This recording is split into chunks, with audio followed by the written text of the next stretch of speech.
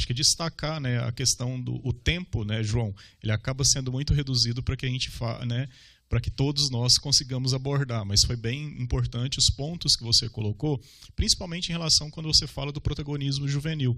De fato, a gente pouco escuta os jovens, então é algo que a gente precisa, né, acho que desenvolver tanto na escola, quanto na secretaria, quanto inclusive dentro do próprio ministério, da gente escutar, ouvir, verificar se aquilo que está sendo proposto de fato faz sentido, se ataca os pontos, né, para resolver. Então, esses são pontos que, claro, que a gente precisa, né, avançar e, lógico, acho que vocês podem nos ajudar, inclusive dando as cutucadas para que isso aconteça. Então, sim, continue, é isso, né, mas a gente precisa prestar mais atenção nisso.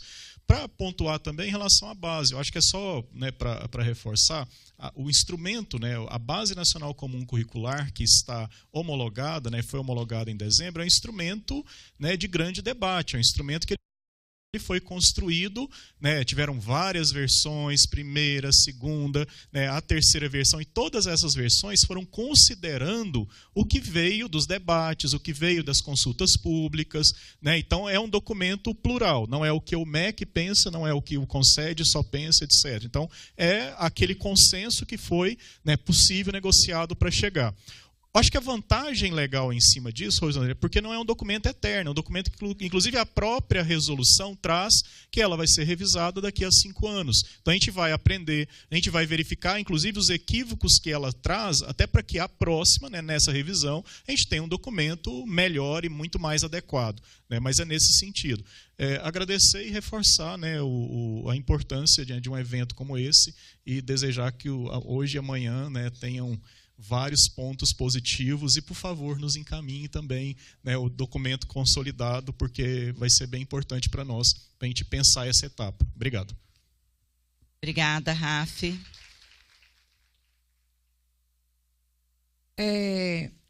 Quando o Ítalo disse, ele lembra, né, Ítalo? 15 minutos é impossível a gente conseguir contemplar tudo que a gente tem para colocar. Né, e tratar exatamente da questão das relações entre políticas públicas, a gente, principalmente nós que somos da área de assistência social, em um fórum que são de educadores, né, de profissionais da educação, é algo que a gente precisava trazer alguns aspectos daquilo que nós vivenciamos no nosso cotidiano.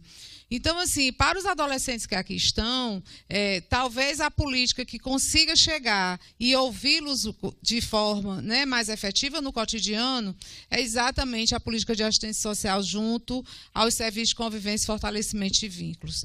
Né? Quando ele trouxe, né, essa perspectiva do protagonismo juvenil, e lá atrás a gente tinha um programa chamado ProJovem Adolescente, onde, inclusive, após um ciclo de 2 anos, esses adolescentes faziam um trabalho na comunidade, né, de disseminação das temáticas que eles trabalhavam durante os ciclos do ProJovem. Isso hoje a gente consegue concretizar através dos serviços de convivência e fortalecimento de vínculos, que é algo que funciona dentro dos CRAS, funcionam nos territórios.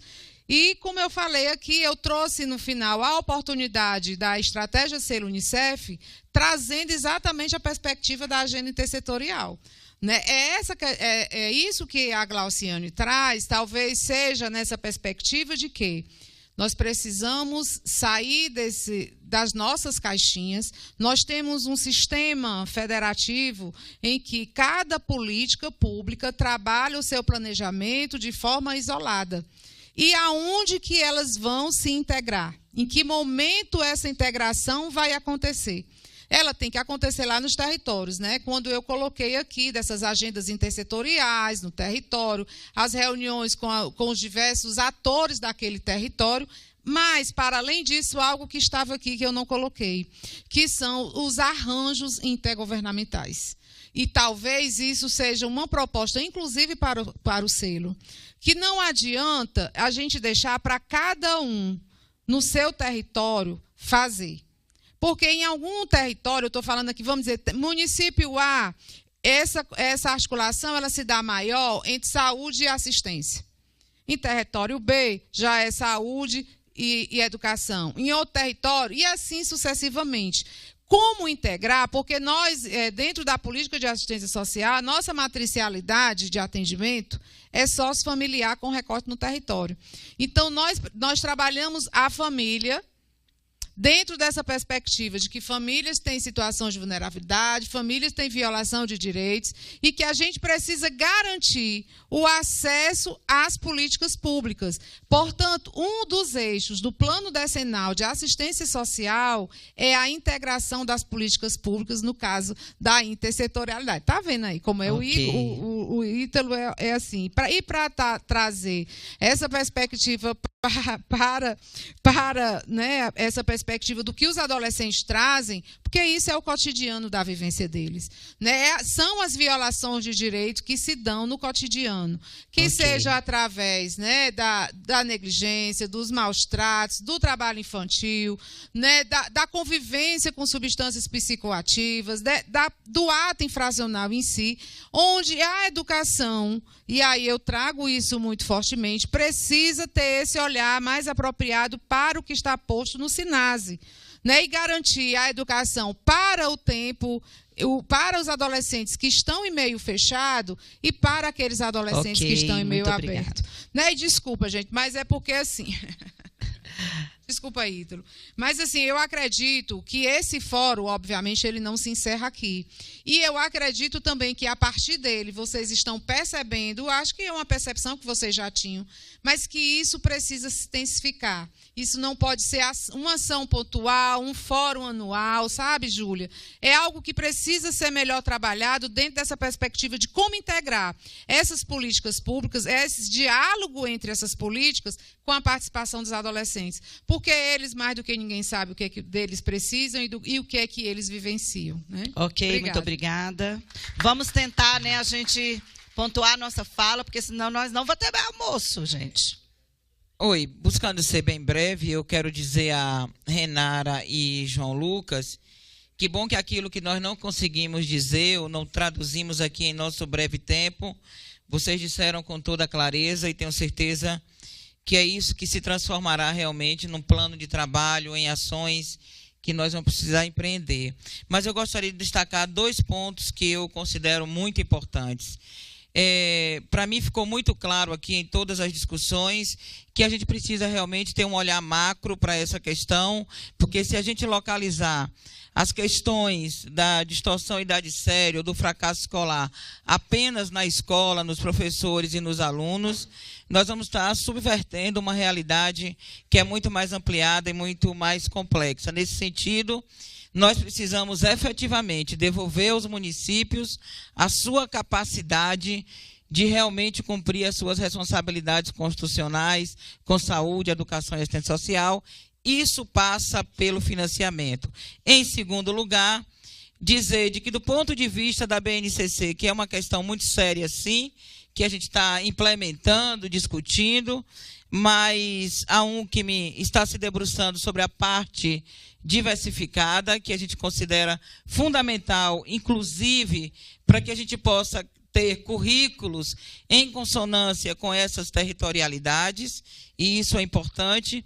E, finalmente, quem sabe, se a gente consegue, a partir da experiência desse seminário e do que a gente quer construir realmente, não apenas para enfrentar a distorção, mas para garantir o direito de aprender, criar uma efetiva rede de proteção pelo direito de aprender, que passa por uma ação articulada de todos nós.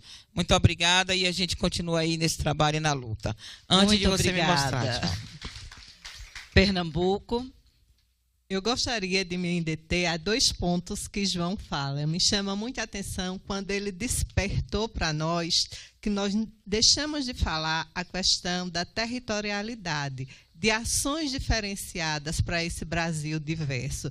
Nós não podemos pensar uma creche com a mesma estrutura física para o Norte, Nordeste, Sul e Sudeste.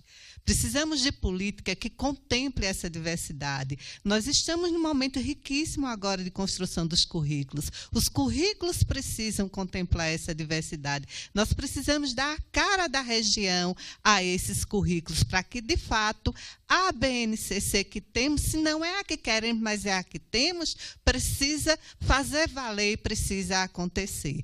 Um outro aspecto é o diálogo intersetorial. Esse diálogo, ele está fazendo com que a transferência de responsabilidades para a educação seja muito forte. A educação está cuidando da aprendizagem, a educação está cuidando da disciplina, a educação está cuidando da saúde, a educação está cuidando de uma série de fatores que intervêm na aprendizagem, porque o diálogo da intersetorialidade ele não está acontecendo como deveria acontecer, não só para a execução de políticas de análise de dados, mas para a implantação, implementação e correção desses indicadores, dessas responsabilidades que estão chegando à educação. Renara nos coloca aqui o quanto a escola dela era abandonada, o quanto estudantes de 11 anos estavam engravidando e não tinham orientação.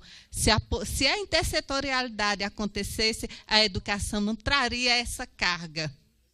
Okay. Muito obrigada. Uma vez muito que esse obrigada. Diálogo não para aqui, não nós para estamos aqui, à disposição. Né? João Lucas.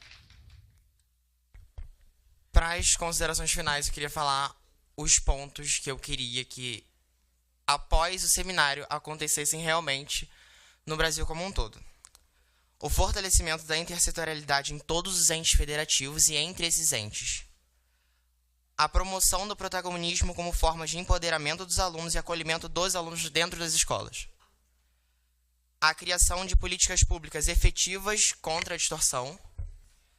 A mudança da metodologia de ensino que faz com que o aluno não aprenda. A motivação. A motivar os professores para que consigam ensinar com amor e vontade. O combate à precarização da educação. E o fortalecimento dos recursos para a educação, que ajudaria em todos os pontos que eu falei. Muito obrigada, João Lucas. Renara, das suas considerações finais.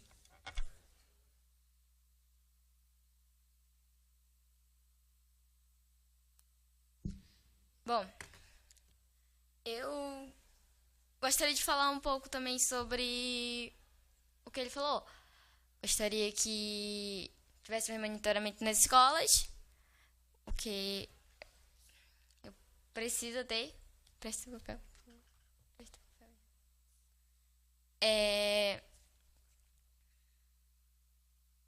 Calma aí. Ai. Bom. Você também não precisa dizer nada, não, se não quiser. Se você quiser falar assim só tchau, pronto, você só diz tchau. Fica à vontade. Bom, eu gostaria que houvesse mais lei, mais monitoramento nas escolas, porque realmente os adolescentes precisam. Eles estão numa fase... estamos numa fase onde estamos nos descobrindo. Mas precisamos dos professores do nosso lado, das escolas, dos secretários. A nossa educação precisa ter qualidade, com certeza. Porque a gente é o futuro do Brasil, né? Então, a gente precisa realmente de vocês. Muito obrigada. Muito obrigada. Eu quero agradecer ao diretor de currículo.